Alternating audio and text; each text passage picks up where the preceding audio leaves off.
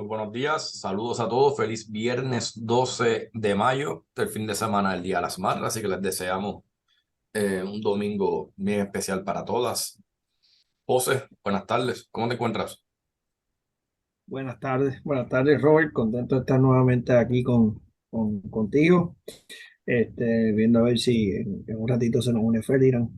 Ya lo tenemos de regreso en la oficina, luego de sus muy buenas, merecidas vacaciones, pero pues obviamente tiene bastante trabajo aquí acumulado, así que a lo mejor se nos une un ratito. Contento de estar aquí nuevamente, igualmente me uno a tu deseo de feliz Día de Madre a todas las madres que nos escuchen o vean nuestra grabación o nos estén escuchando a través de WAC, nuestra página de YouTube. Son todas importantes para nosotros. Así que, Robert, viernes interesante, hoy 12 de mayo, 2023. Esta mañana, hoy hemos tenido lo que le llamamos un intraday reversal en el mercado. Abrió en verde. Estamos en rojo, slightly negative en estos momentos, 45 puntos abajo el Dow, 9 puntos el S&P. Nos mantenemos ese nivel de 4.120, 4.411, 4.12 SPY. Eh, Como he venido hablando en las últimas semanas contigo, es de esperarse esta pequeña volatilidad, ¿verdad? Entre los niveles, donde se ha mantenido básicamente el S&P por varias semanas. Esta semana hemos tenido varias reuniones con clientes, pero entre ellos, pues, estuve hablando de la perspectiva de los niveles en que el mercado puede estar moviéndose, por lo menos anticipadamente por los próximos meses.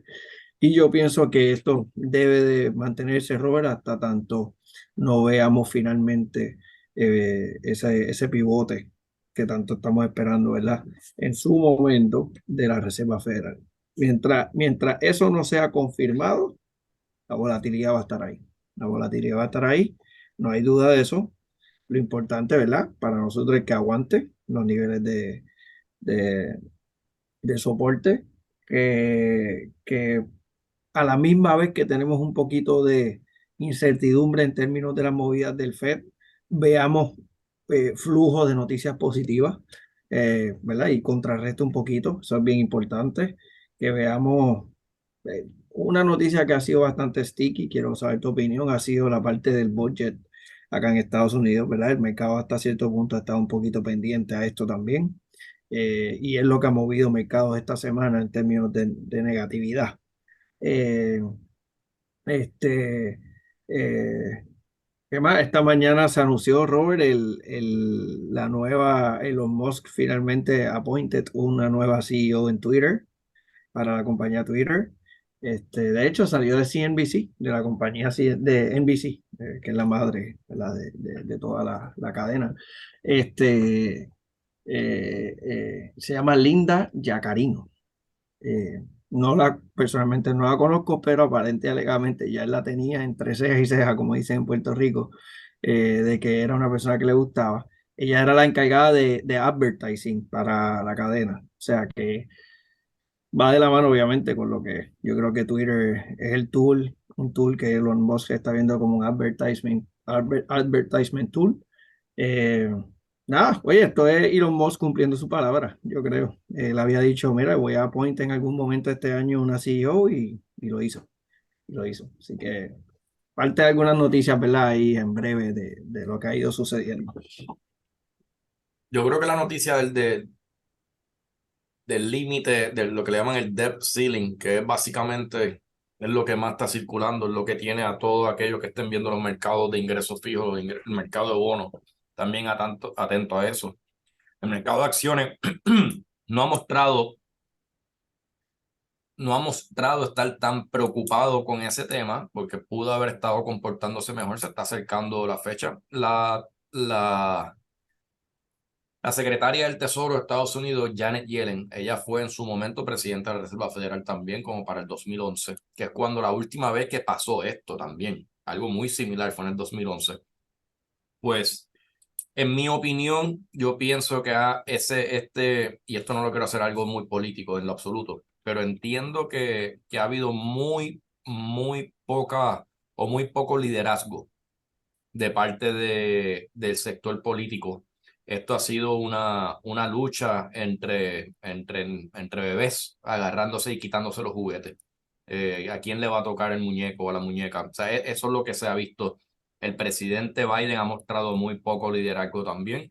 Me da mucha lástima en ese sentido. La secretaria del Tesoro, que pienso que es la persona que más activa debería estar en estas negociaciones, también ha mostrado muy poco liderazgo, pero esa es mi opinión. Eso es como yo lo interpreto mirándolo desde acá, desde mi punto de perspectiva.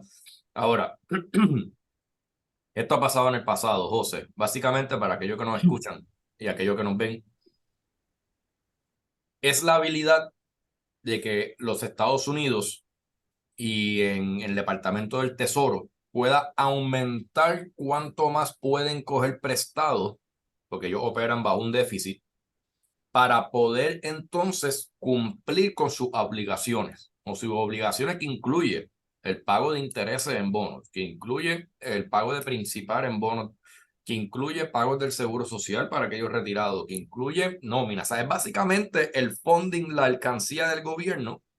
Se está acercando esa fecha en donde el debt ceiling, el máximo, el tope que uno puede coger prestado, se estableció para controlarle que Estados Unidos no se vaya fuera a la borda con demasiada deuda y pues básicamente en el paso lo que han hecho es ir aumentando poco a poco ese límite.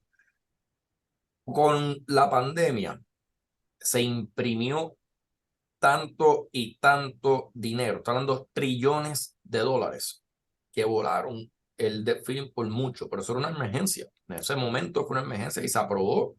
Básicamente fue una decisión bipartida en donde vamos a aprobar este aumento porque vamos a salvar la economía.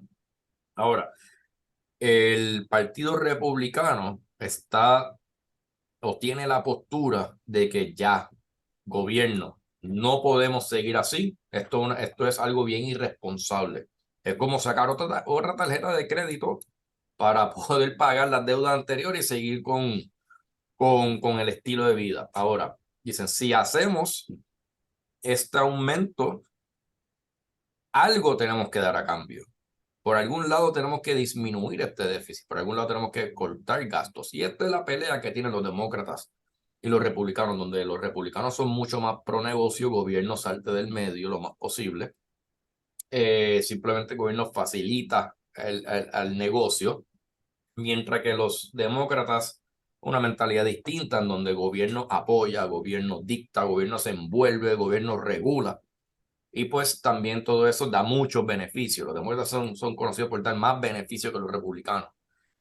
Los republicanos creen más en el comercio libre. Pero hay que ver.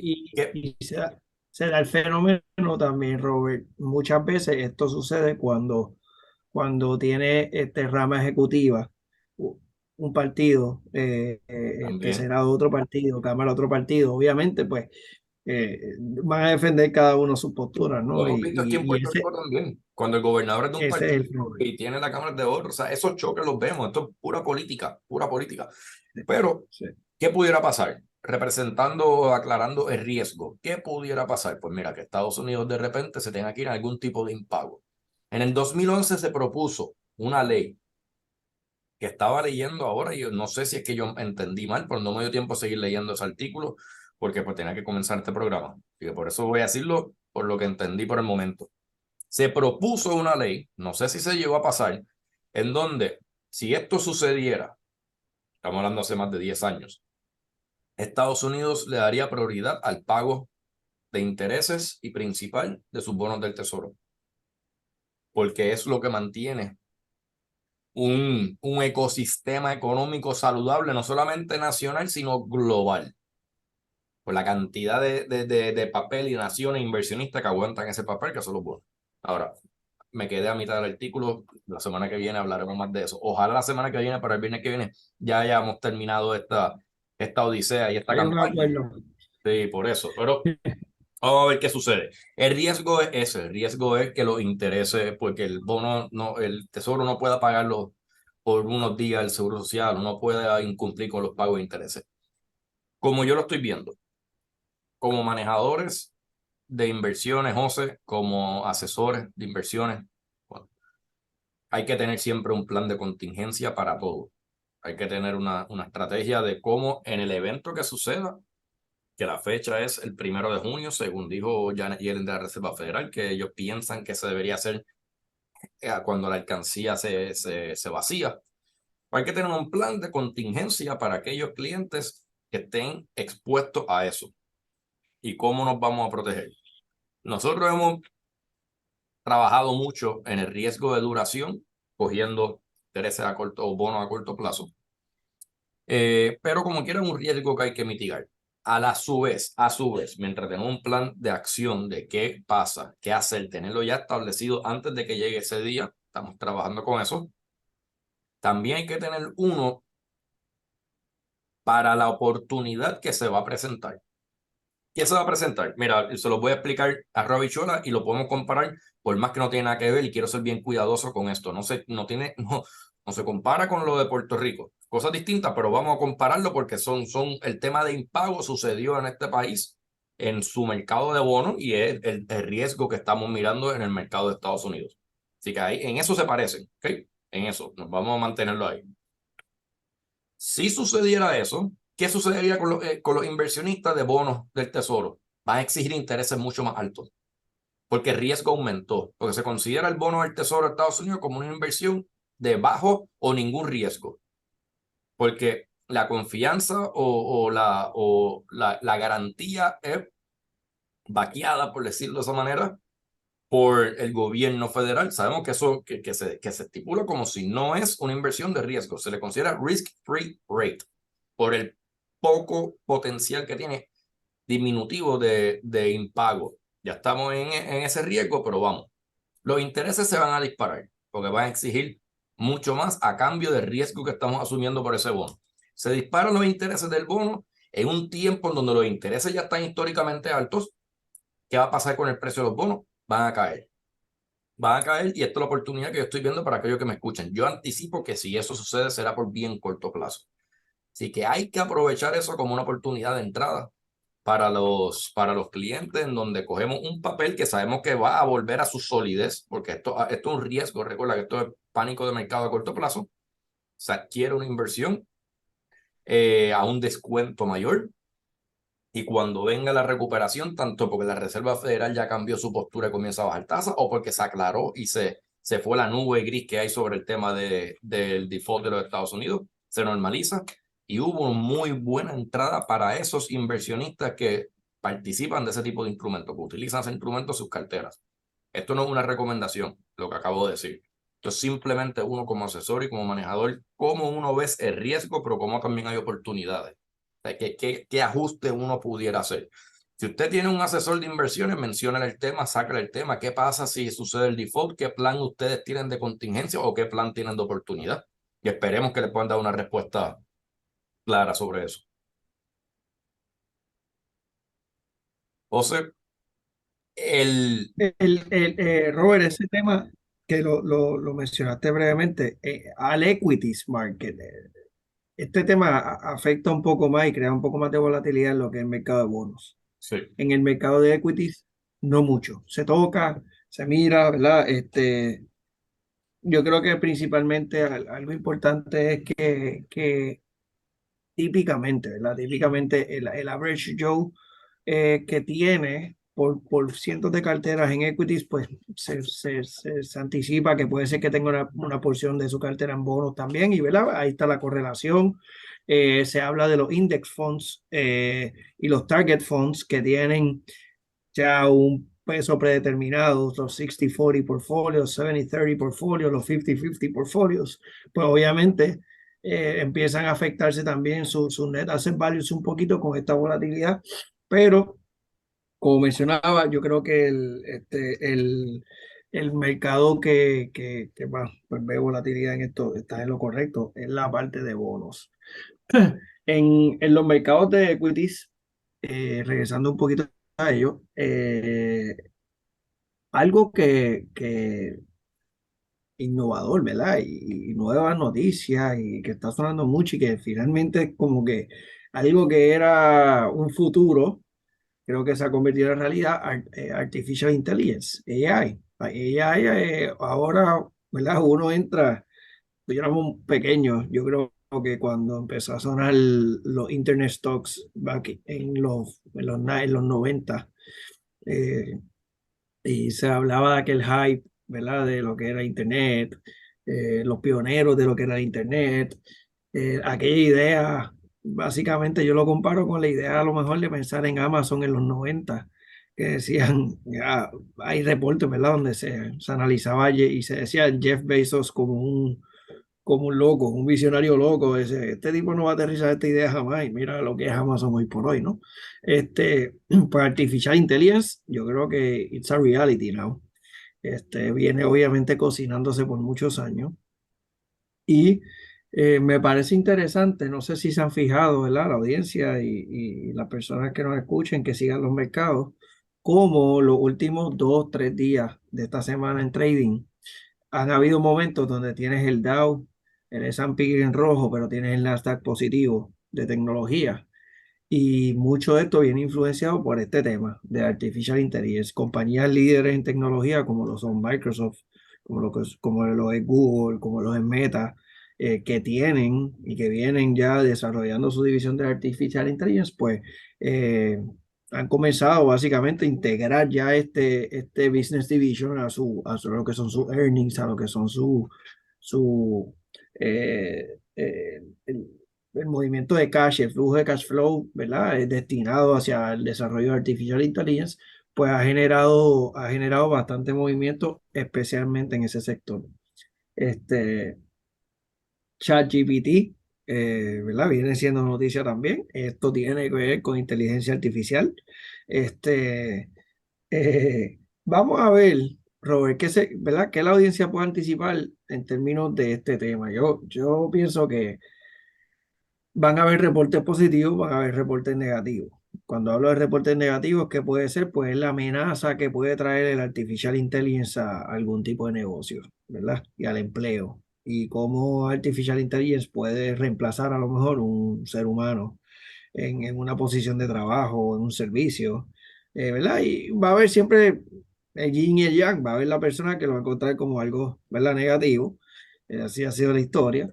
Y entonces, obviamente, van a ver los reportes positivos de cómo Artificial Intelligence mejora, ¿verdad? Drásticamente X o Y servicios, X o Y procesos.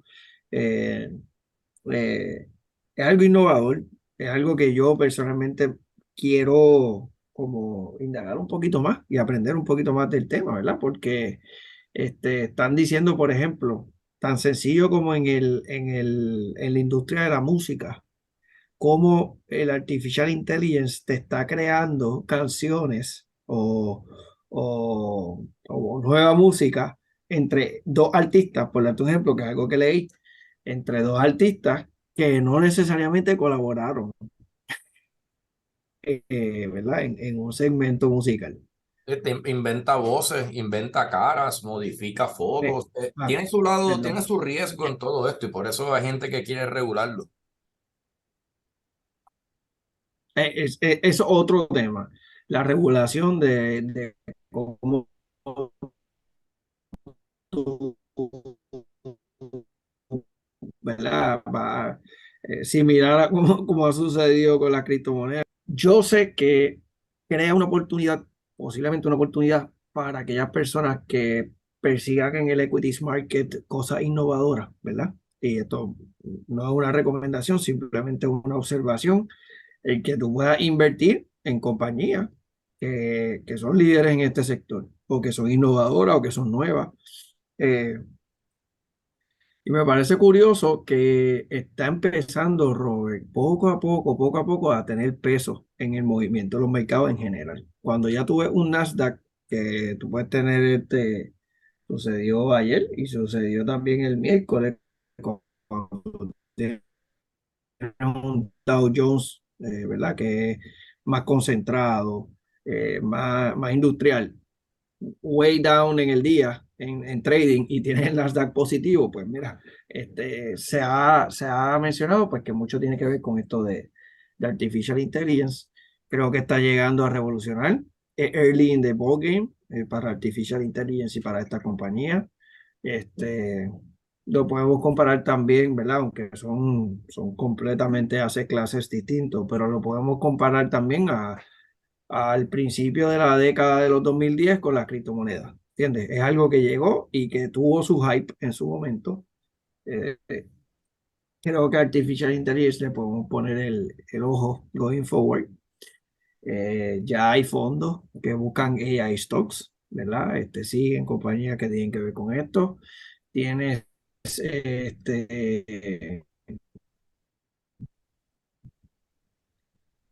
como fondos mutuos, ETFs.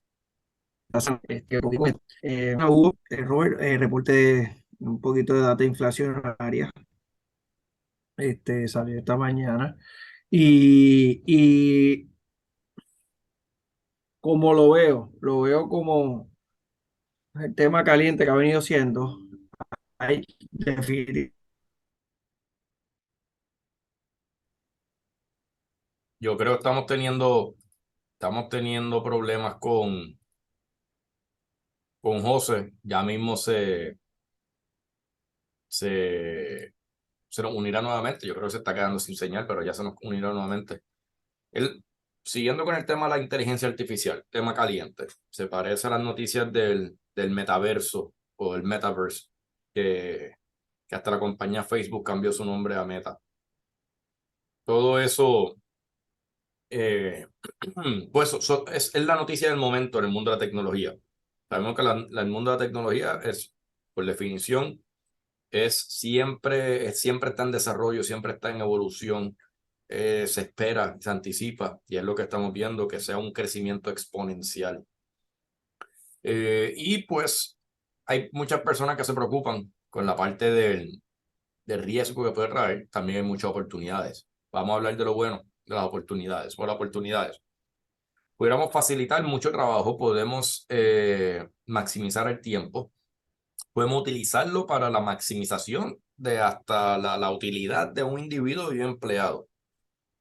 Aquel empleado que quiera básicamente que escriba algo y necesita que la inteligencia artificial le sugiera alternativa a cómo decir exactamente lo mismo que yo acabo de escribir, pero de manera distinta, pues la inteligencia artificial lo puede decir. Lo utilicé los otros días, hice una prueba. Yo hago muchos modelos matemáticos en Excel que me toman mucho tiempo y lo utilicé que me hiciera unos cómputos yo diciéndole unas reglas. Le solicité a la Artificial Intelligence, calcúlame tal cosa, este patrón histórico de los últimos 40 años, y le apliqué unas reglas, pero aplica esta regla, esta regla, esta regla, esta regla a los resultados, dame el resultado final. Y encontré unos errores, pero quizás fue la manera que yo puse las reglas. O sea, pero como quiera, fue impresionante ver cómo lo hacía cuando a mí me hubiese tomado horas en Excel y esta plataforma lo hizo enseguida. Esas son las cosas buenas.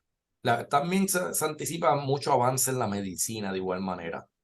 El procesar data, el procesar diagnóstico, o sea, por supuesto no reemplaza a un médico, pero ayuda al médico quizá a que el médico pueda suplirle la información a esta plataforma y la plataforma asista a su médico para identificar, diagnosticar. A mí nunca reemplazaron al médico, por supuesto, pero en ese sentido, o sea, es facilitar. Yo lo veo como un maximizador hoy por hoy. Riesgo. Pero la tecnología ha avanzado muchísimo y uno le puede decir a la tecnología de inteligencia artificial, y aquí es donde se pone peligroso, esto es un ejemplo bien básico. Puede coger una imagen como si fuera yo, que yo estoy ahora mismo bebiéndome un café en la Torre Eiffel en París, ahora mismo, y lo hace ver de tal manera como si es cierto. Puedo reconocer mi voz y puede coger a una imagen o un video de una persona hablando y le aplica mi voz y es como si yo estuviera hablando, si fuera por teléfono, un voice y todo, y yo no envié ese mensaje. Esos son los riesgos, eso es lo que tiene la gente bien alertada también con esto. Puede poner video, puede crear artificialmente un video como si una persona está interactuando con otra, una negociación y todo, cuando eso nunca ha sucedido ni está sucediendo. se presta para manipulación, se presta para crímenes. Y aquí en donde muchos profesionales, muchas personas con mucha influencia, mucha gente poderosa, ya ha levantado la bandera de que, ojo, esto sin duda alguna es innovador, sin duda alguna es el futuro, pero ojo, tenemos que de una manera u otra controlarlo, contenerlo, regularlo, para evitar que sea utilizado de la manera equivocada. Sí, ya José me confirmó. Dame un segundito. José me confirmó que está intentando ya unirse nuevamente. Dame enviarlo.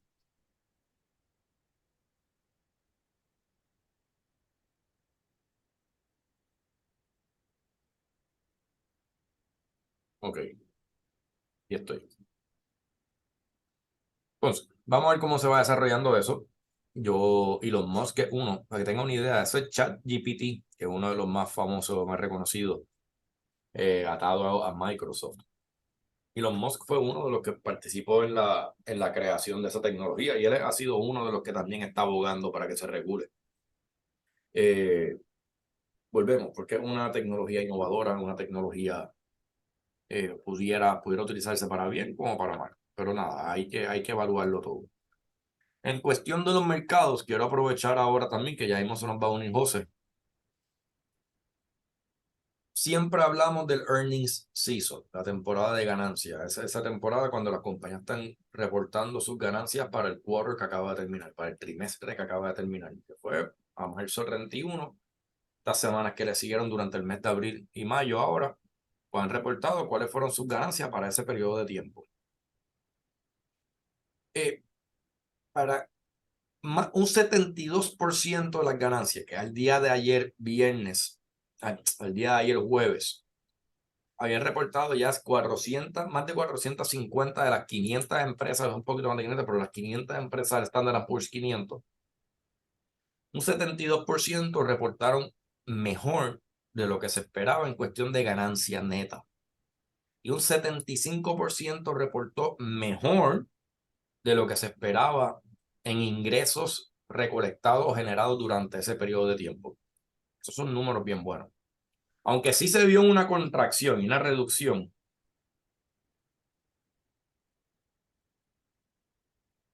sí se vio una contracción y una reducción comparado al año anterior, year over year. Hemos visto un patrón ascendiente o corrección hacia bien en cuestión de las proyecciones para el año completo del 2023. Me explico, de arroz y chuela. Estas compañías que han reportado, que más de un 70% han reportado mejor de lo que se esperaba en cuestión de ingresos generados para el periodo y ganancia neta para ese periodo.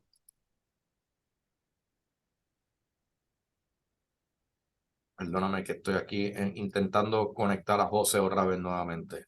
Ahora.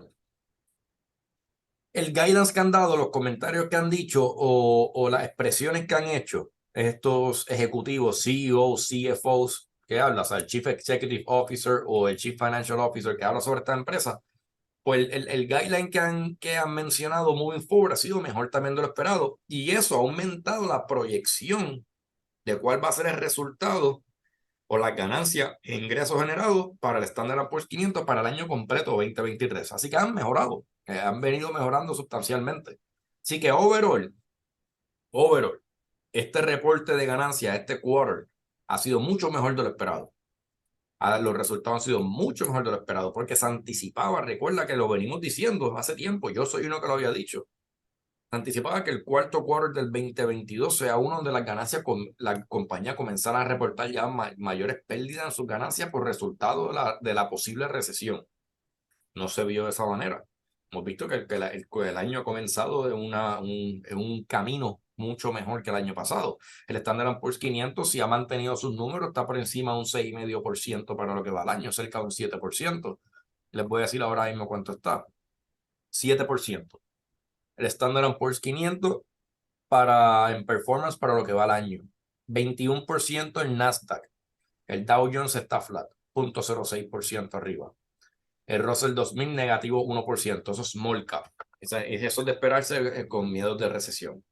Pero como pueden ver, no sucedió esa gran contracción para el cuarto quarter. Sí vimos una contracción de ganancias para el primer quarter, pero ya era de esperarse.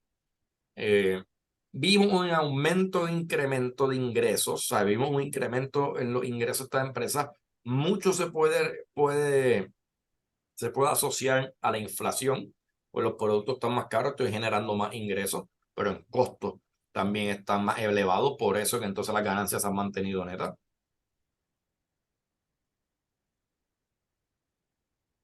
No entiendo.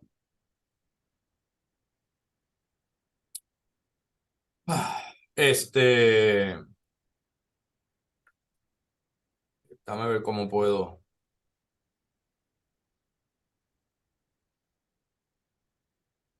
No sé cómo hacerlo. Bueno,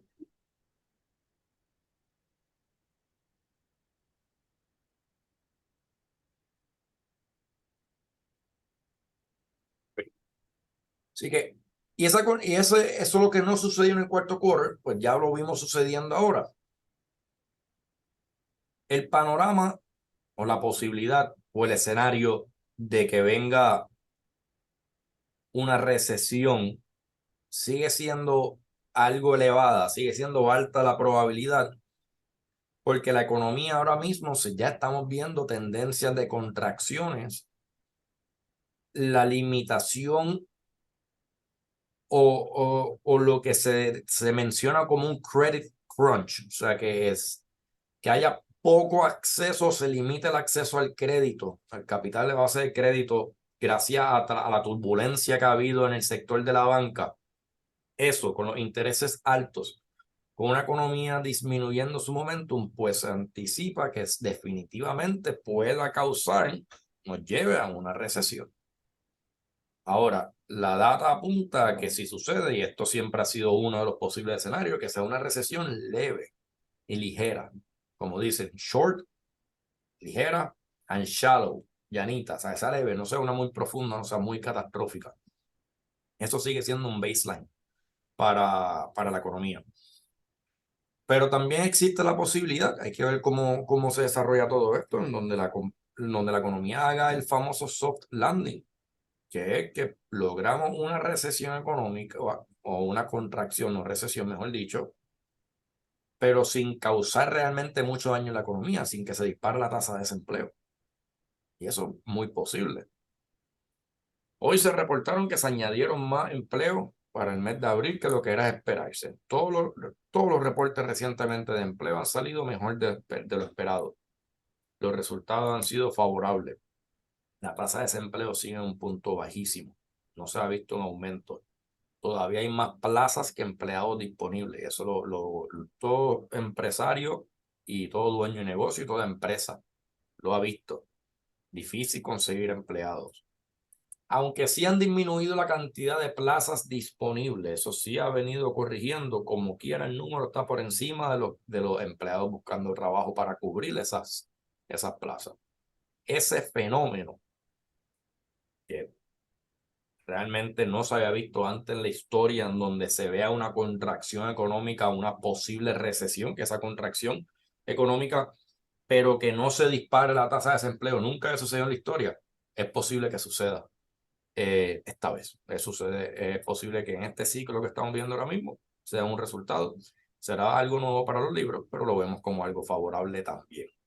Así que realmente eh,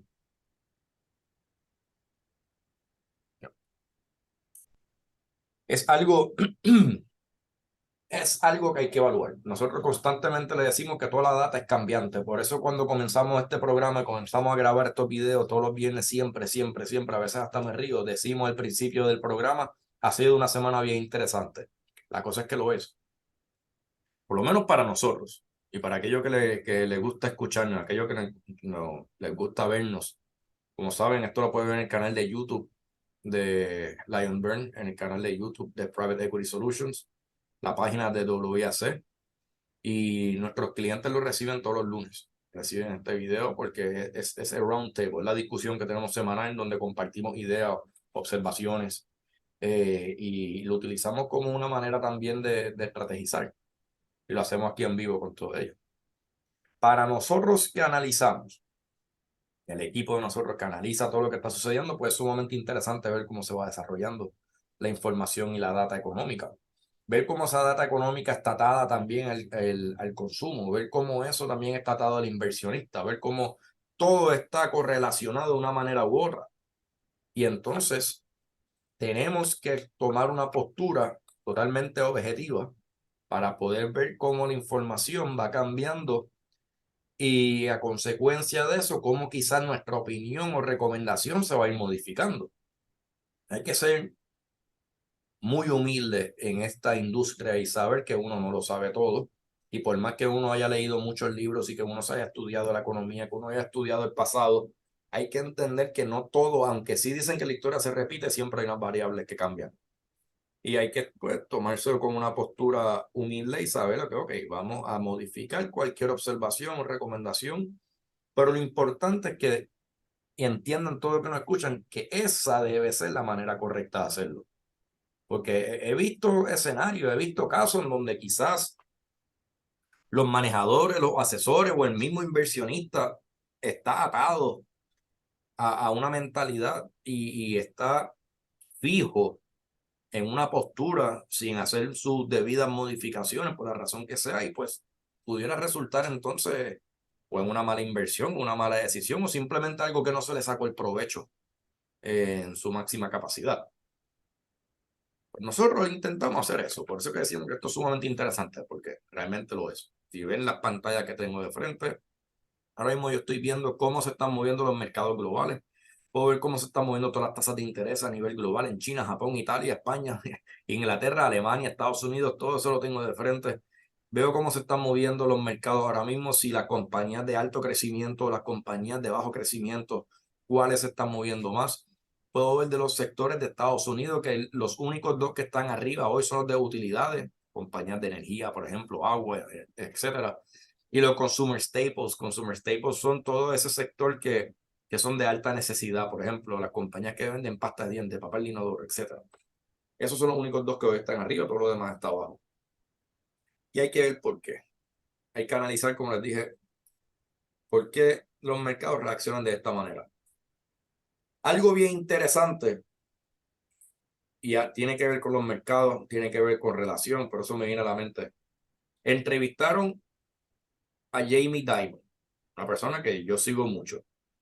Es el CEO y chairman de JP Morgan. JP Morgan Chase es el banco más grande de los Estados Unidos por capitalización. La gente piensa que es Bank of America. No, es JP Morgan el banco más grande de los Estados Unidos. JP Morgan ha formado parte de la cartera de nosotros de inversiones por muchos años. Actualmente no lo está, pero lo fue por muchos años. Jamie Dimon siempre se ha dicho que mueve mercados. Mueve mercados me refiero a que lo que él dice, lo que él opina, los mercados lo resaltan mucho, se mueve a través de los medios y las noticias y pues puede mover mercados para bien o para mal basado en sus comentarios. Una de las entrevistas que le hicieron, o por lo menos un segmento de la entrevista es bastante larga, vi parte de ella, no todo. Escuché cuando habló sobre el problema que hay con la crisis de riesgo de la deuda de los Estados Unidos y cuando le hablaron sobre la crisis financiera. La crisis financiera o la crisis bancaria, porque no hay una crisis financiera. Lo primero que él dijo, y es algo que lo hemos dicho muchas veces, para nada en lo absoluto se parece o está relacionado a lo que sucedió en el 2008. Son escenarios muy distintos, son situaciones muy distintas, años distintos, y las condiciones también lo son. En el 2008, hemos repetido muchas veces, lamento tener que refrescar la memoria porque fueron años difíciles en cuestión de la economía, pero hay que hacerlo. El mercado estaba bien flexible, el mundo financiero estaba bien flexible, el consumidor estuvo o se aprovechó de esa flexibilidad, algunos para bien, otros para mal, muchos para mal y fue lo que causó todo lo demás. Un Wall Street, un mundo de inversiones, estaba codicioso con productos empaquetados llenos de bonos hipotecarios. Cuando uno va a una institución financiera que le hacen un préstamo, una hipoteca, emiten ese bono, ese papel, esa deuda. En muchas ocasiones, vamos a hacer un ejemplo bien básico, yo soy un banco y viene fulano. Fulano me solicita comprar una propiedad que vale $200,000. Yo como banco tengo que analizar cuál es mi riesgo. ¿Ok? Tú quieres que yo te preste 200,000 para que puedas comprar una casa. Vamos a decir que la casa, por decir un ejemplo, vale 200 y el préstamo, el producto que yo tengo, yo le exijo que tengan que dar un 10% de pronto a quien va a coger mi hipoteca. Así que esa persona tiene que dar $20,000. De pronto, yo le voy a prestar 180,000 para que pueda comprar su casa de 200. Por esto hay costos de originación, hay unos costos internos que le van a costar, salen del bolsillo también de esa persona que coge la hipoteca en adición a los 20,000 que tiene que darle de pronto. Pues el pronto no es lo mismo a gastos de cierre, costos de originación ni nada de eso. En ese entonces, había mucha flexibilidad en donde no hacían el trabajo adecuado de yo sentarme como institución a evaluar a esa persona. Ok, déjame revisar sus ingresos, que sus ingresos vayan a la par con lo que nos completó en la solicitud, que podamos evidenciarlo todo, que pueda ver su historial de crédito, cómo es con los impagos, cómo se comporta con las deudas, que es una persona que toma malas decisiones financieras, no, eso se puede ver con el movimiento económico. O sea, se hace el underwriting adecuado y robusto. En aquel entonces no se estaba haciendo ese underwriting, se prestaban, habían ciertos productos hipotecarios que eran mucho más flexibles, donde se pagaban únicamente interés por un periodo y después comenzaba a amortizar. O sea que el pago de principal e intereses no comenzaba hasta el año 5, 10, etcétera. O sea, hubo productos bien flexibles. Hubo productos lo que le llamaban Adjustable Rate Loans, ARL, en donde el interés es variable y podía suceder. Sé que lo hubo en donde el interés variable se activaba luego como con un balón. Quiere decir que era fijo un periodo y luego se activaba la parte variable. Pero si los intereses habían subido en ese periodo, imagínate que hubiesen cogido un interés variable un inversionista hace 2 años, cuando los intereses estaban casi en cero, o digamos el 2 y pico por ciento, y le toca renovarlo hoy al 7%. Ese pago de hipoteca se va a duplicar si es una hipoteca a 30 años en cuestión de nada. Pues imagínate que eso pasó en aquel entonces. Y personas que tienen más de una propiedad, porque en aquel entonces era más común que uno tuviera más de una casa o apartamento, etcétera. Esos bancos estaban mucho más flexibles prestando y Wall Street estaba bien codicioso comprando esos préstamos, a lo que iba. Yo emito eso, apruebo a esa persona y yo tengo entonces un papel. Ese inversionista va a pagar a mí principal e intereses. La ganancia del banco es, aparte de los gastos de cierre, etcétera, que ponen ganancia ahí, ese interés que yo recibo por ese periodo de tiempo, digamos que da 30 años, yo voy a estar recibiendo ese pago de interés que se va a ir acumulándose en mi ganancia. Pero entonces yo como banco, para poder volver a prestar a otro inversionista, vendo ese préstamo a un inversionista. El inversionista me compra a mí esa deuda, ese papel. Y yo puede ser que me quede con un pedacito. Si el préstamo es un 5%, pues yo lo vendo a un 4,5%, yo me quedo con 0,5% para mi bolsillo de ganancia por originar todo esto. Estoy hablando ejemplo hipotético, pero más o menos arroz habichuela, así es que funciona el mundo. Pero esto de manera lo más arroz habichuela sencilla posible. Y así puedo seguir repitiendo la hora, repitiendo transacción a transacción a transacción. Y Wall Street sigue comprando. Cogen todos estos bonos, los empaquetan en un solo producto y es un producto financiero, un bono que está compuesto por 100 bonos adentro. Y eso se considera una estrategia diversificada. Así que le voy a decir que esto es mucho más conservador porque está diversificado. Sí, por supuesto lo estaría, siempre y cuando sean buenos bonos. Pero si hay malos bonos, si son personas que tienen crédito de 500, personas que tienen mal historial de crédito, personas que sus ingresos no los pudieron probar, pero está compuesto y diversificado entre ellos, sigue siendo malo. Ese producto se le vendían a los inversionistas, para que venga un Juan del pueblo como yo, Roberto Bernal, y compre eso porque yo quiero generar ganancia y a través de mi cuenta de inversión lo compré.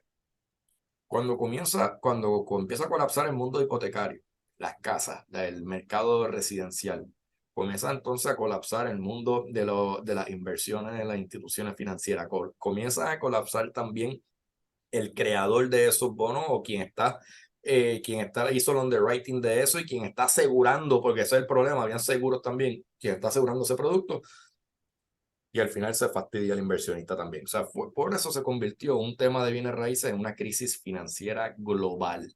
Se perdió la credibilidad y muchos se fueron enredados. Vuelvo y menciono, ha sido mucho más complejo que eso, pero intenté explicarlo parte del problema de una manera fácil. Hoy por hoy esa no es la situación.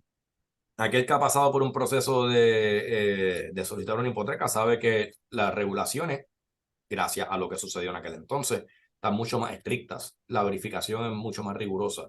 Y los intereses también, o sea, la calidad del préstamo también está mucho mejor, está mucho más saludable. Lo que hemos visto en los colapsos de los últimos bancos, hemos hablado mucho, tiene que ver más con mal manejo de sus reservas, en el sentido de que quizás ataron sus reservas a instrumentos a largo plazo cuando su riesgo es a corto plazo. Me explico.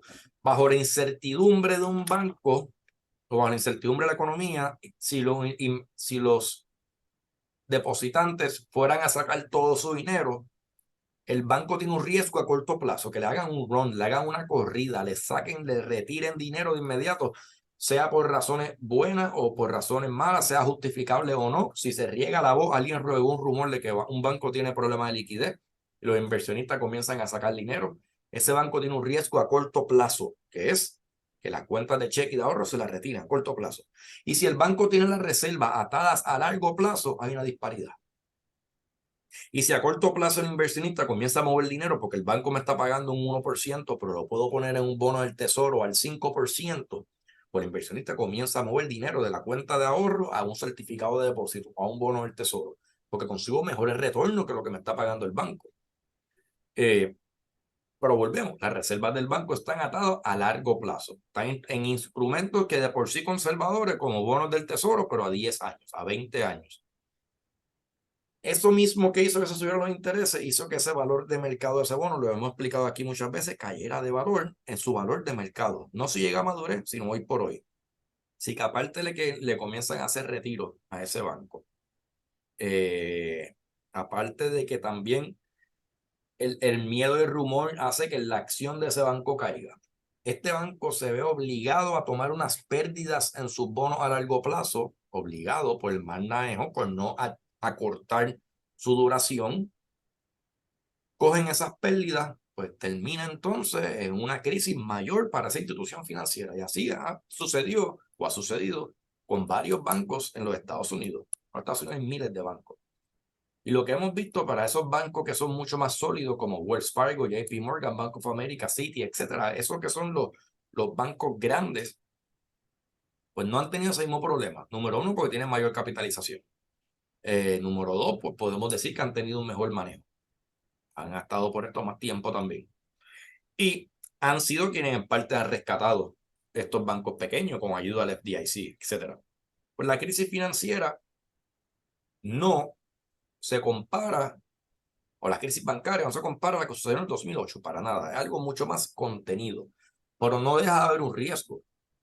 ¿Y cómo esto, qué tiene que ver esto con mi comentario ahorita cuando empecé a describir qué sucedió con lo de la crisis, con lo de la manipulación de mercado? Pues volviendo a Jamie Dimon, Jamie Dimon menciona que los reguladores deberían de regular la práctica de short selling. Short selling es una estrategia que uno utiliza cuando uno quiere apostar en contra de una inversión. Yo estoy apostando en contra del valor de compañía ABC y yo vendo corto esa posición esperando a que esa empresa caiga y yo capitalizo, yo gano en la caída de esa acción. Es una práctica, es un modo de invertir short selling, muy especulativo, sumamente especulativo, pero hay profesionales que se dedican a eso. Pues Daimon lo que estaba diciendo que deberían de regular y proteger a estas instituciones de short selling o apostar en contra y que a su vez con la tecnología de hoy en día puedan manipular los mercados. Un ejemplo sencillo, arroz habichuela. Apuesto en contra de un banco, vendo corto esas posiciones, yo gano si cae de acción y comienzo a regar un rumor de que ese banco está teniendo problemas de liquidez.